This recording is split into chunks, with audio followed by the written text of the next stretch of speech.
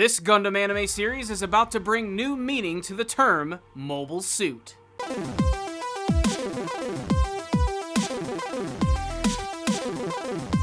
Powerful Nerdcast assembled! Stay dandy, baby. Suletta, Mio, and the rest of the Earthian group are about to form Gundam Incorporated, a brand new company which is going to bring that Gundam format back to the people. Whether it be used for warfare or for a more noble cause is the name of the game in the latest episode of Mobile Suit Gundam, The Witch from Mercury.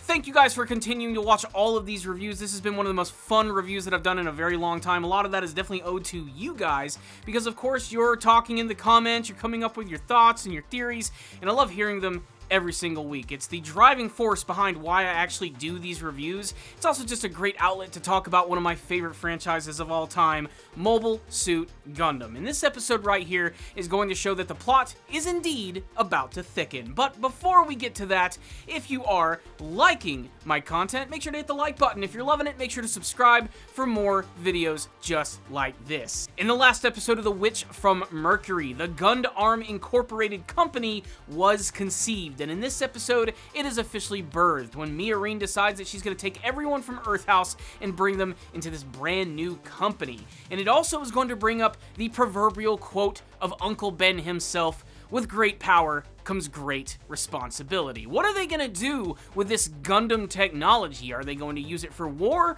or for a cause that is going to benefit mankind? And we get to see that everybody seems to have their very own opinion about that in this episode, with some of them realizing that this could simply just be a for-profit company. Sell it to people, make money, who cares if it kills anyone in the process? However, there are those who feel that it could benefit those who are desperately in need. And it does a great job of actually highlighting the plight of the Earthians themselves. We already know there's a lot of contention between those from Earth and space in this series, but we even get to see that those from Earth are constantly being subjugated by those from space. Not to mention, they seem to have a lot of, well, blue-collar jobs, mining jobs that actually end up resulting in a lot of damage to them both physically and emotionally.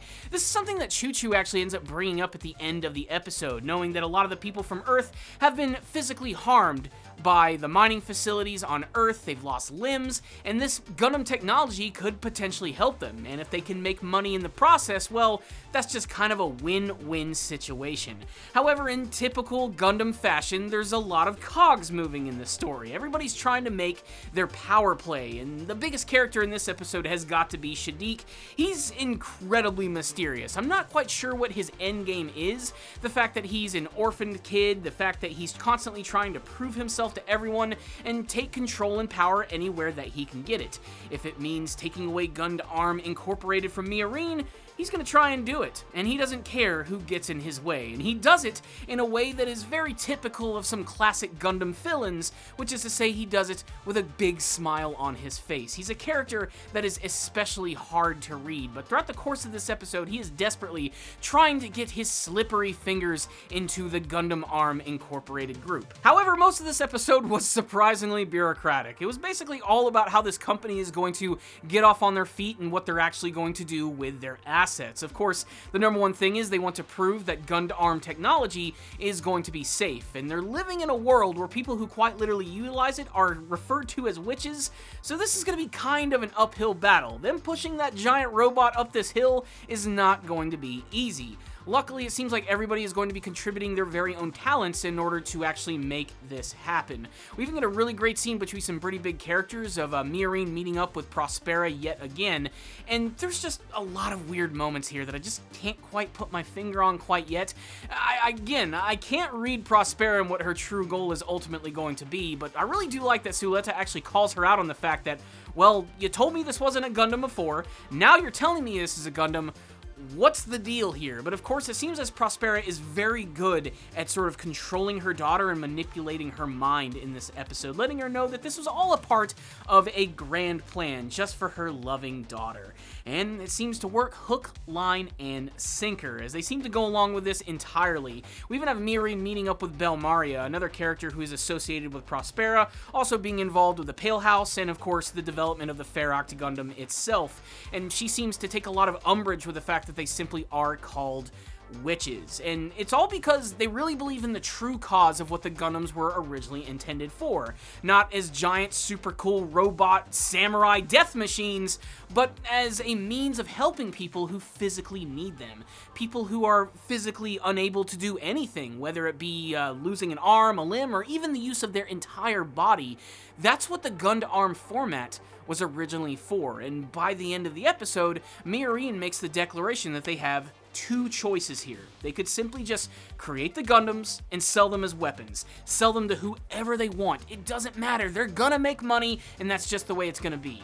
However, she decides to go with a more noble option, where she actually shows this video of Cardo Nabo, the character from the prologue of The Witch from Mercury, who has a nice little video talking about the true use of the Gundam technology, which again is for people with prosthetics and to help and benefit mankind. A mobile suit that is designed not to kill people, but actually to help them. And everybody seems to be on board with this plan, and it sort of seems to be like the glue that's holding everyone together. There's a lot of contention amongst all of them about what they should truly do. Build them as weapons, simply to make money, or to benefit mankind. And you could see a lot of tension between these characters, but when they finally got to see Cardo's video, it really did bring them together and establish what they truly want to do with this company. I have to say, these kids are pretty outstanding in what they actually are trying to achieve, and it looks like they're gonna do it. They even go as far as to making this big PR video, which is ridiculous as fuck.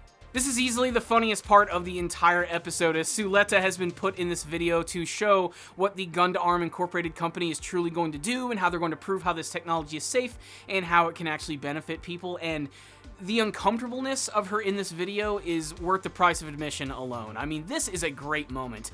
They didn't even decide to cut out the goat, who effectively might as well be the mascot of the company at this point, but to get to see her dancing around and interacting, doing choreography with the aerial Gundam is definitely a highlight of this episode. However, as I mentioned throughout the course of the episode, Shaddiq is making his play as he desperately wants to take control of this company and the assets within, in particular the aerial Gundam itself. And by the end, when it seems like Gundam Incorporated was finally about to have its official launch, it looks like it's going to be stopped at the runway, because Shaddiq is going to be trying to take control of the company itself with his very own harem of girls, and it looks like they're going to do so with their very own brand new mobile suit, which I don't know what this thing is, I don't know what it's called, but it looks fucking cool.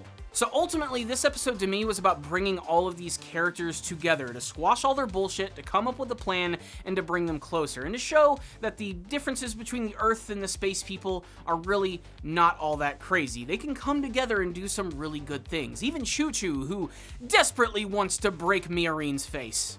And speaking of Mio, she is definitely breaking free from the tradition of the super haughty princess character of the series.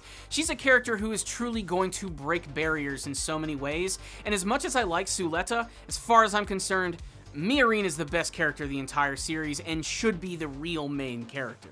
But speaking of Suletta yet again, I still question a little bit about her character, especially with all of the implication that she might not even be the real Suletta in the first place, especially when they even watch that video with Cardo Nabo, because she mentions that she doesn't know who she is, and I know she was very young during that incident in the prologue, but she should remember who this lady is. Not to mention some of those big events, unless it was just so traumatic for her. But then again, she was singing happy birthday and having a good time when she was killing all those people, so I don't know. For all we know, there was technology that suppressed all of these memories, and it could all be a part of some crazy plan by Prospera herself. It's hard to say. Really, it's hard to trust just about anyone in this series outside of the actual students themselves. Also, it was great to at least follow up a little bit more on Gwail Jeddark. He's still hanging out in the boonies, and now he's just getting bullied by a bunch of random jackasses from the school, only for Shaddiq to actually help him out a little bit. But I hope to see more from his character, and hopefully I'd love to see him actually join Gundam Incorporated. I just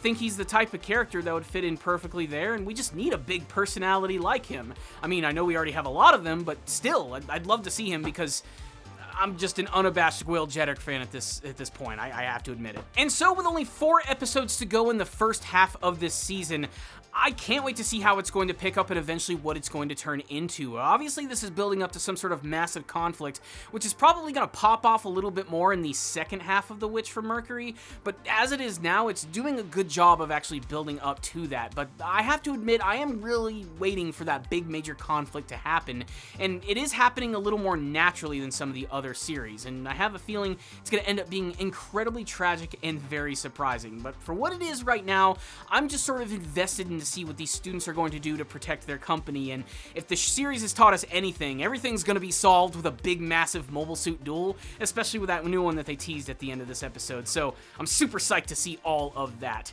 However, I thought this was still a really great episode of the series. I'm going to give this one a 4 out of 5, but I'd really love to hear from you guys. Make sure to tell me what you thought about the latest episode of The Witch from Mercury, the introduction, the formal introduction of Gundam Incorporated. Do you think they're going to be able to keep their company, or will Shaddiq take it for himself? And what do you guys hope to see from the rest of the series? Thoughts, theories, comments section below. So thank you guys so much for watching this review. I'll see you all next time, and as always, stay dandy, baby.